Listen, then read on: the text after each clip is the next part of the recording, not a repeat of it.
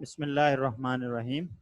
آج جو ہم سبق پڑھنے جا رہے ہیں اردو کی اس کلاس میں، وہ ہے آپ کی کتاب کا ایک سبق ہے۔ کتاب یقیناً آپ کے سامنے موجود ہوگی۔ وہ ہے غذا، پانی اور ہوا۔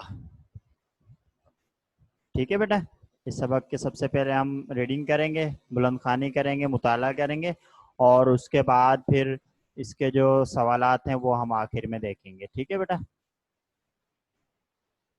غذا، پانی اور ہوا۔ آپ بھی بیٹا اسے پڑھیں، آپ کے اسکرین پہ بھی موجود ہے، کتاب میں بھی آپ کے سامنے موجود ہوگا، اور میں بھی اسے پڑھتا ہوں۔ ٹھیک ہے بیٹا، موٹر میں پیٹرول کم ہو جائے تو وہ نہیں چلتا، اگر پانی کم ہو جائے تو انجن کے پھٹ جانے کا اندیشہ ہوتا ہے۔ اسی طرح موبل آئل کی ضرورت ہوتی ہے، پھر موٹر کی بیٹری میں بھی دم ہونا چاہیے۔ موٹر کے بہت سے پرزے گریس نہ لگانے کی وجہ سے آواز دینے لگتے ہیں اور ایک دوسرے سے رگڑ کر گھس جاتے ہیں اور بیکار ہو جاتے ہیں۔ تمہیں یہ سن کر تعجب ہوگا کہ انسان کا جسم بھی موٹر کی طرح ایک مشین ہے۔ اگر اسے غذا، پانی اور ہوا نہ ملے تو وہ کام کرنا چھوڑ دے۔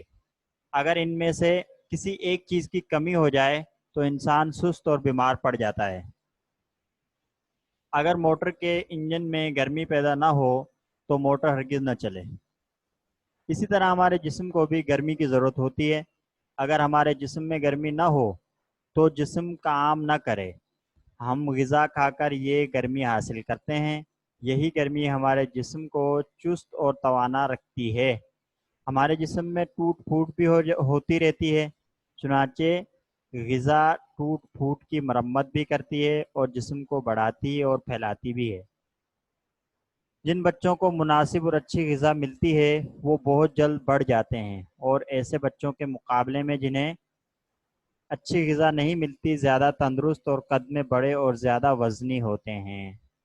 بیٹا یہاں تک اگر آپ کا کوئی سوال ہو، ہم نے 2 پیراگراف ابھی تک پڑھے ہیں، کوئی بھی آپ کا سوال ہے یہاں تک جو بھی ہم نے پڑھا ہے تو آپ کر سکتے ہیں، ورنہ ہم آگے سے پڑھتے ہیں۔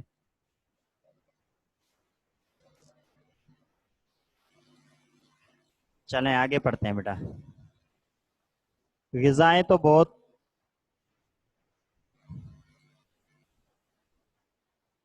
ٹھیک ہے، آگے پڑھتے ہیں ہم۔ غذائیں تو بہت قسم کی ہوتی ہیں، لیکن صرف ایک یا 2 غذاؤں کے کھانے سے کام نہیں چلتا۔ ہر غذا جسم کی ایک خاص ضرورت کو پورا کرتی ہے۔ جسم کی سب ضرورتوں کو پورا کرنے کے لیے یہ ضروری ہے کہ ان سب غذاؤں میں جتنی غذائیں ہر ضرورت کو پورا کرتی ہوں کھائی جائیں۔ بچوں کی نشو و نما کے لیے دودھ بڑی اچھی غذا ہے۔ دودھ ہڈیاں اور دانت بناتا ہے۔ ایک بچے کو کم سے کم 1 سیر دودھ روزانہ پینا چاہیے۔ 1 سیر مطلب، سیر ویسے جو وزن ہوتا ہے بیٹا یہ کلو سے بھی کچھ زائد ہوتا ہے، ٹھیک ہے، تھوڑا سا زیادہ ہوتا ہے، کلو سے 1 کلو دودھ پینا چاہیے۔ گوشت اور انڈے ہمارے خون میں لوہا بناتے ہیں۔ لوہے سے ہمارا خون سرخ رہتا ہے، جس کی وجہ سے ہماری صحت اچھی رہتی ہے۔ ہمارے چہرے پر سرخی نظر آتی ہے، ہم طاقت اور توانائی محسوس کرتے ہیں، ہم میں چستی آتی ہے، اور چستی بیٹا سستی کی ضد ہے، یعنی انسان سست نہیں رہتا، ٹھیک ہے، چست رہتا ہے مطلب سست نہیں رہتا۔ ہم میں چستی آتی ہے اور ہم بیماریوں کا شکار نہیں بنتے۔ لوہے کے اجزاء سب سے زیادہ کلیجی میں پائے جاتے ہیں، چنانچہ تم نے دیکھا ہوگا کہ جن لوگوں میں خون کی کمی ہوتی ہے وہ کلیجی کا سوپ پیتے ہیں، ٹھیک ہے۔ جسم کی نشو و نما کے لیے حیاتین کا استعمال بہت ضروری ہے۔ حیاتین کا کیا مطلب ہے بیٹا؟ وٹامن، ٹھیک ہے۔ حیاتین بہت اہم غذائی اجزاء ہیں اور یہ مختلف قسم کے ہوتے ہیں۔ غذا کے ماہروں نے انہیں الگ الگ قسموں میں بانٹ دیا ہے، ٹھیک ہے، الگ الگ قسموں میں بانٹ دیا ہے۔ حیاتین کی مشہور قسموں کے نام یہ ہیں: حیاتین الف یعنی وٹامن اے، حیاتین بے وٹامن بی، حیاتین جیم وٹامن सी, اور یہ ہے विटामिन डी, हयातीन दाल। और इसी किस्म की बहुत सी हयातीन हैं। हर किस्म के हयातीन के इस्तेमाल के फ़ायदे अलग अलग हैं। फलों और सब्जियों में इनकी मिकदार सबसे ज़्यादा होती है। आजकल के डॉक्टर तो हर मर्ज़ का इलाज दवा से कम और ग़िज़ा से ज़्यादा करते हैं। वो मरीज़ को बताते हैं कि इसकी ग़िज़ा में किस किस्म के हयातीन की कमी की वजह से वो इस मर्ज़ में मुब्तला हुआ है। मिसाल के तौर पर अगर किसी मरीज़ को नज़ला बार बार होता हो तो डॉक्टर इसे ये बताएगा कि इसकी ग़िज़ा में हयातीन जीम की कमी है, यानी विटामिन सी की हाँ सी की कमी है, विटामिन सी की कमी है।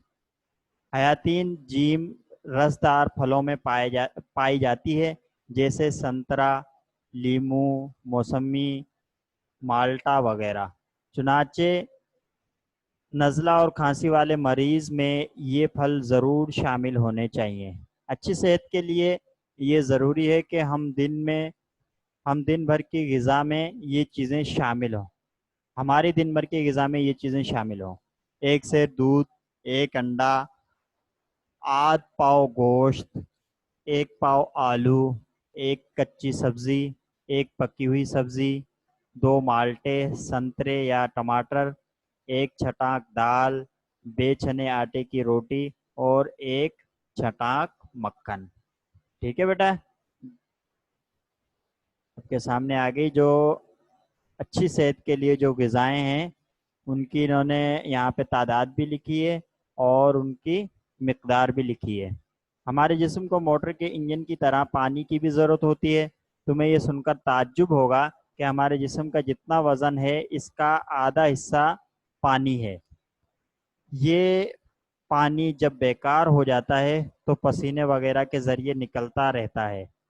इसलिए ये ज़रूरी है कि हम पानी की इस कमी को पूरा करते रहें।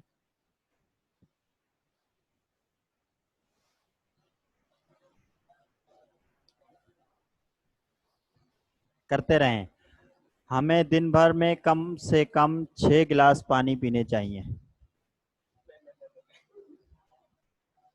6 गिलास पानी पीने चाहिए। हमारी ज़िंदगी और तंदुरुस्ती के लिए ग़िज़ा और पानी जितने ज़रूरी हैं इतनी ही ज़रूरी हवा भी है। हमारे जिस्म को गर्म करने के लिए हवा आग का काम देती है। हवा आग का काम करती है। इसका एक हिस्सा आहिस्ता आहिस्ता जलता रहता है, जिससे हमारे जिस्म की गर्मी या हरारत कायम रहती है। हमारी ग़िज़ा के जलने में जो चीज़ मदद देती है इसका नाम ऑक्सीजन है। ये एक गैस है जो ताज़ा हवा में पाई जाती है और जिसे हम सांस के ज़रिए हासिल करते हैं। चुनाचे जिस्म की ज़रूरियात के लिए हवा बेहद ज़रूरी शे है। बेटा देखें, ये हमने पूरा सबक आपके सामने पढ़ा है, आपने भी यकीनन पढ़ा होगा। इसे नहीं पढ़ा तो सुना तो ज़रूर होगा। ठीक है, कोई भी आपका सवाल हो, कोई चीज़ आपको समझ में नहीं आई हो तो आप कर लें, इसके बाद फिर हम आगे देखते हैं।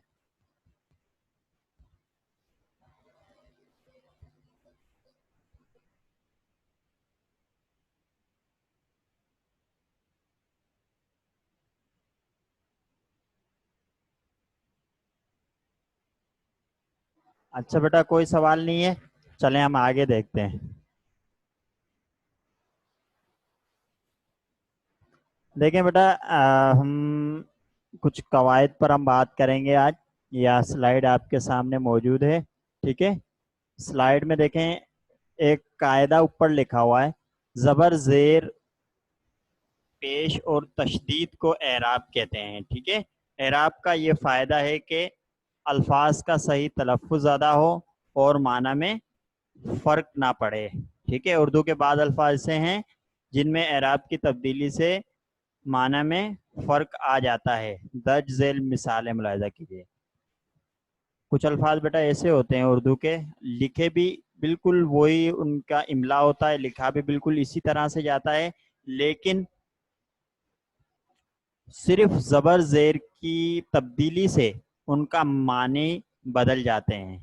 ٹھیک ہے بیٹا, ان کے معنی بدل جاتے ہیں. الفاظ سیم ہوں گے, بالکل وہی لفظ ہوگا اور اس کا املا بھی وہی ہوگا, لیکن تلفظ ان کا مختلف ہوتا ہے اور ان کی معنی بھی مختلف ہوتی ہے. جیسے سب سے پہلا لفظ دیکھیے قسم. ٹھیک ہے, قسم کا کچھ اور مطلب ہے اور قسم بالکل اسی طرح لکھا ہوا, لیکن اس پہ زبر ہے, اس پہ زیر ہے. ٹھیک ہے بیٹا. سحر لکھا ہوا ہے, اس کے سامنے سحر اور اس کے برابر میں سحر لکھا ہوا ہے. سحر کہتے ہیں بیٹا جادو کو, اور سحر کہتے ہیں صبح کے وقت کو. ٹھیک ہے, لفظ بالکل اسی طرح لکھے ہوئے ہیں, لیکن آپ دیکھیں زبر زیر سے فرق آ گیا سحر اور سحر میں.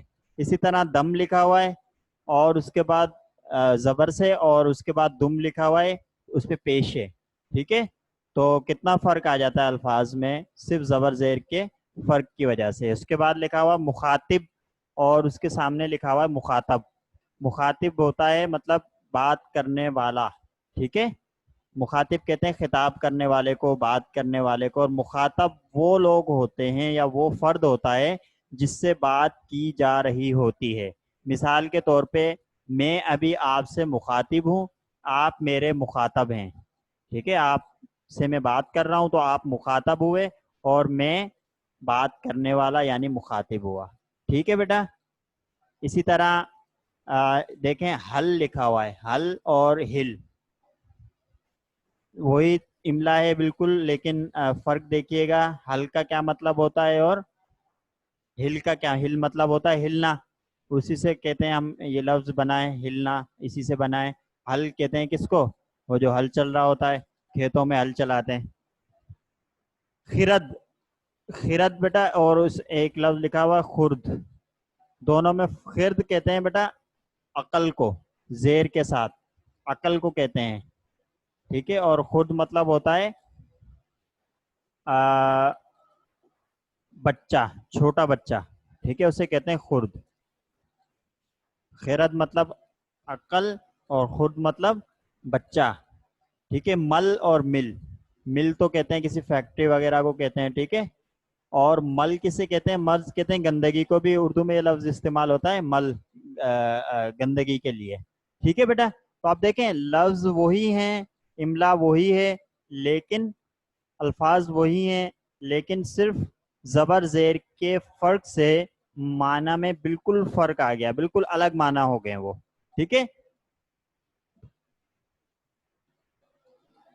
یہ بات سمجھ میں آئی بیٹا آپ لوگوں کو؟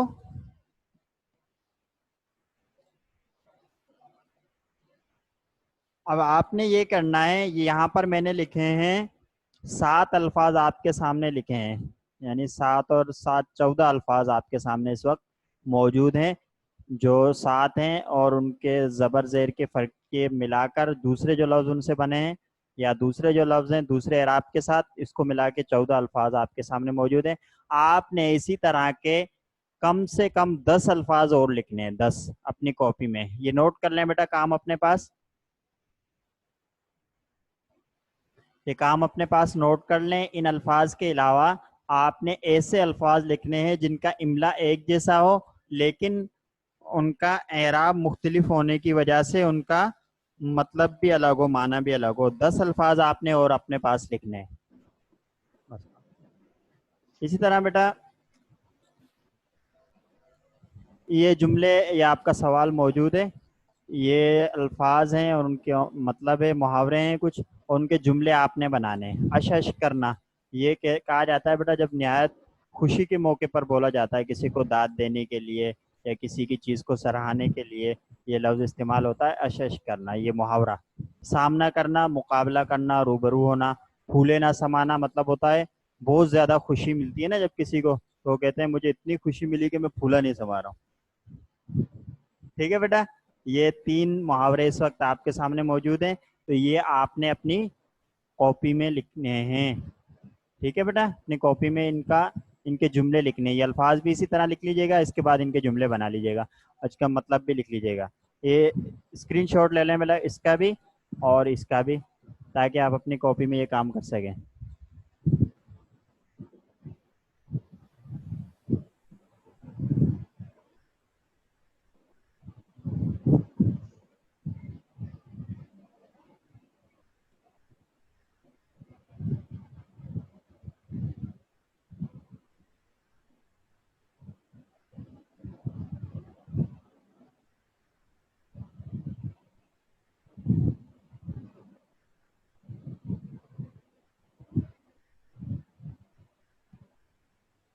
तो देखें उसके बाद आखिर में ये काम है आपने जो करना है।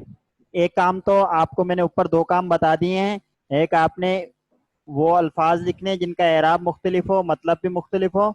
और फिर दूसरा काम आपने उन मुहावरों को जुमलों में इस्तेमाल करना है। तीसरा काम आपने ये दो सवालात दिए हुए हैं जो आपकी किताब में मौजूद हैं, हयातीन क्या होते हैं और इनकी कितनी अकसाम है। ठीक है, मैंने बता दिया था आपको। और हमारा जिस्म चुस्त व चालाक कैसे होता है या कैसे रहता है। ठीक है, ये दो सवाल आपकी किताब में मौजूद हैं, ये आप कर लीजिएगा। ठीक है बेटा।